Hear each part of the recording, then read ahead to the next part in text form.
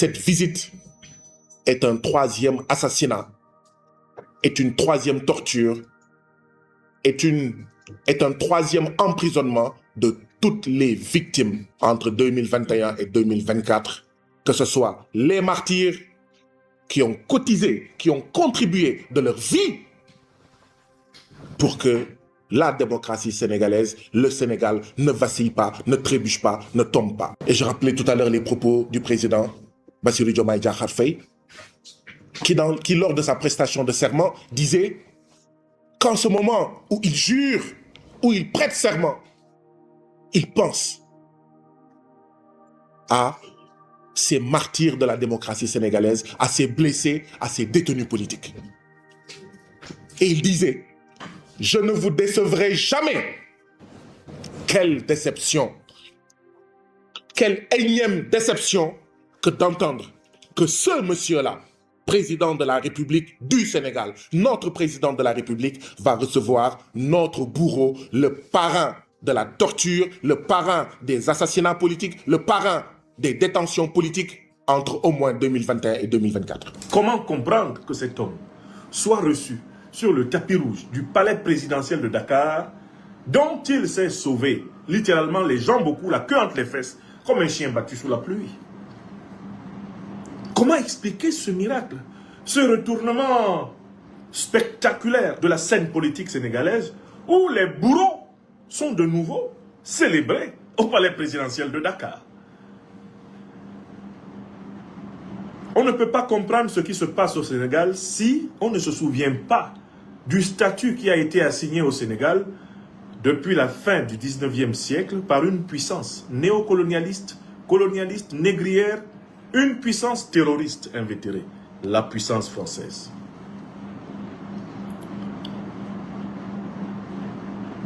Le Sénégal, transformé en colonie à la fin du 19e siècle, a été le lieu de formation et de recrutement de la première troupe africaine anti-africaine.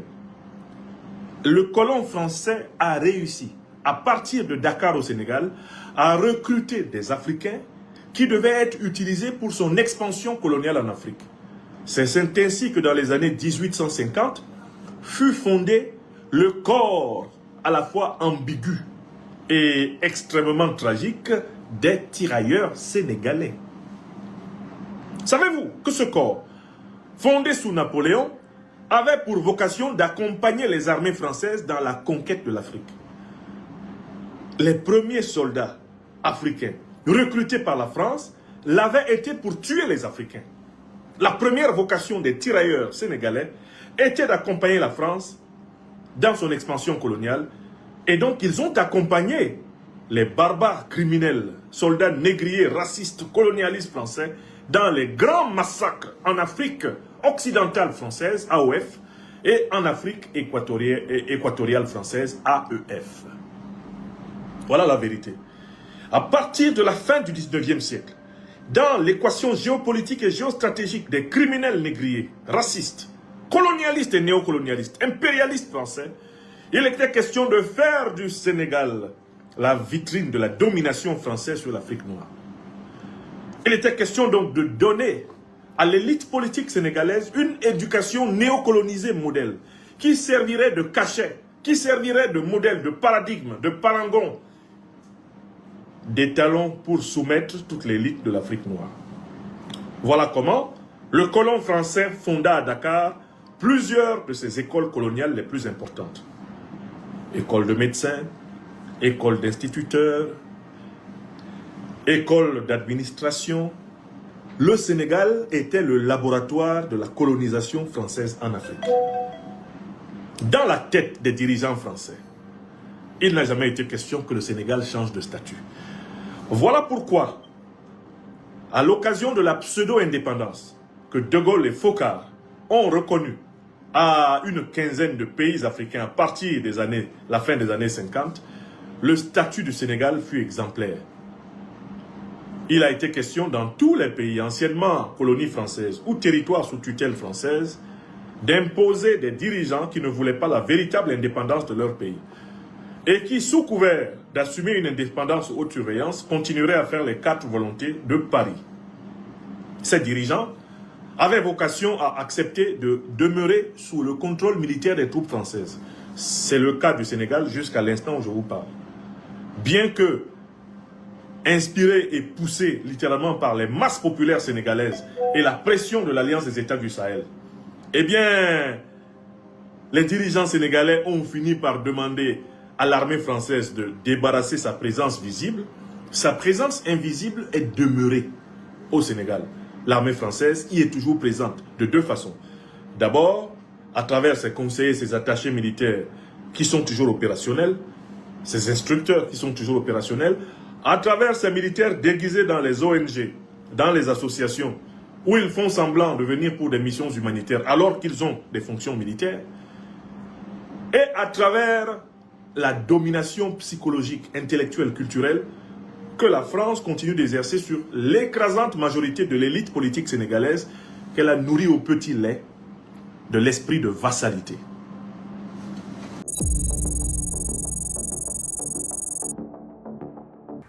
La venue de Macky Sall au Sénégal a causé énormément de problèmes. Il y a eu énormément de débats entre les deux classes. La classe opposante et la classe partisante, la classe qui supporte la venue de Macky Sall. Il y a eu une forte opposition entre ces deux camps. Parce que la classe opposante, cette classe accuse clairement Macky Sall d'être responsable de la déstabilisation du pays. Surtout entre 2021 et 2024. Cette classe s'appuie sur des faits clairs et nets qu'on ne peut pas négliger. Négliger ces faits, c'est être aveugle. Donc cette classe pousse un argument solide qu'on ne peut pas nier. Donc cette classe dit clairement que le Sénégal ne doit pas, le gouvernement sénégalais ne doit jamais supporter une candidature de Macky Sall. Parce que Macky Sall est un assassin. Macky Sall est le parrain des assassinats politiques. Macky Sall a tué la jeunesse sénégalaise. Voilà leur argument solide qu'on ne peut pas nier. Mais on ne peut pas s'arrêter là, parce que la vérité ne se trouve pas dans un seul camp. Il faut aller loin. La deuxième classe, la classe partisante, la classe qui supporte que le gouvernement sénégalais donne son feu vert à Macky Sall, que le gouvernement sénégalais appuie Macky Sall pour que Macky Sall puisse débloquer ce poste extrêmement important pour l'Afrique. Surtout d'abord pour l'Afrique, avant de parler maintenant du monde. Donc cette classe ne nie pas les faits qu'on lui a reprochés. Cette classe ne nie pas les faits auxquels Macky Sall est accusé. Cette classe reconnaît que Macky Sall n'est pas parfait. Cette classe reconnaît clairement que Macky Sall a fait aussi énormément de mal. Mais cela ne suffit pas. Cette classe reconnaît aussi que Macky Sall a énormément travaillé pour le Sénégal. Ce sont des faits qu'on ne peut pas nier. Macky Sall a bâti le Sénégal. Macky Sall a construit des écoles, des hôpitaux, des ponts, des stades, etc. Macky Sall a donné ce qu'il fallait. Il a donné tout ce qu'il pouvait pour faire avancer le Sénégal. Donc, l'avenir de notre nation ne doit pas juste se reposer sur le passé de Macky Sall. On doit voir le futur parce que le Sénégal est au-dessus de tous les partis politiques. Donc le gouvernement sénégalais doit supporter Macky Sall parce que Macky Sall est un fils du pays. Vous comprenez qu'il y a deux oppositions ici. On ne peut pas clairement dire que ceux qui ne supportent pas la candidature de Macky Sall ont tort. Non. On ne peut pas aussi dire ceux qui supportent la candidature de Macky Sall ont tort. Non. On cherche juste un équilibre entre ces deux. C'est ça. Parce que la sortie de Guy Marius Sagna est salutaire. Et on comprend. C'est quelque chose de naturel. On comprend très bien. Oui. Parce que cette classe est extrêmement énervée contre Bassirou Diomaye Faye. Parce que le président sénégalais, avant son arrivée au pouvoir, il avait juré devant le monde entier. Donc aujourd'hui, en voyant ce rapprochement, on se pose une multitude de questions. Pourquoi? Qu'est-ce qui a changé vraiment? C'est la question qu'on se pose. Même sans qu'on se pose cette question, qu'est-ce qui a vraiment changé? Et pour connaître cette réponse, il suffit juste de voir les faits, il suffit juste de voir la relation entre Sonko et Bassirou Diomaye Faye pour comprendre la position actuelle de Bassirou Diomaye Faye. Comprenez d'abord que Diomaye Faye n'a pas de parti politique. Aujourd'hui, Diomaye Faye n'a pas de parti politique, n'a pas une base solide électorale pour pouvoir débloquer les futures élections présidentielles. Ça, c'est un point extrêmement important. Pendant que Sonko gère l'Assemblée nationale avec un bras de fer, Diomaye Faye, lui aussi, il gère la présidence avec un bras de fer solide. Donc, chacun se bat. Diomaye Faye veut consolider sa place de leader. Sonko aussi fait autant. Donc, Diomaye Faye, en voyant bien ce qui se passe, il a besoin aussi d'un soutien énorme de la part de Macky Sall. Parce que Macky Sall, c'est un vrai opposant. Lui, il a la popularité. Et c'est juste le camp de Macky Sall qui peut poser problème à Sonko. Donc, Bassirou Diomaye Faye, il ne va pas juste aider Macky Sall dans le vide. Parce que la vie, ce sont les intérêts qui lient les hommes. Et Bassirou Diomaye Faye sait pertinemment que s'il ne se rapproche plus de Macky Sall, il a déjà perdu. Oui, il a déjà perdu complètement. Parce que Sonko ne peut plus recevoir Bassirou Diomaye Faye. Et Bassirou Diomaye Faye veut briguer un deuxième mandat en 2029. Que voulez-vous qu'il fasse? Et lui, là où il est, il ne peut pas battre Sonko. Donc, ce sont des jeux. Ceux qui accusent Bassirou Diomaye Faye, ils n'ont pas compris. La politique, ce sont les intérêts. Là où tes intérêts sont, c'est là-bas où tu dois te diriger. Et aujourd'hui, on voit clairement ce que Bassirou Diomaye Faye veut. Et on voit aussi ce que Macky Sall cherche. Donc, les deux là s'affrontent.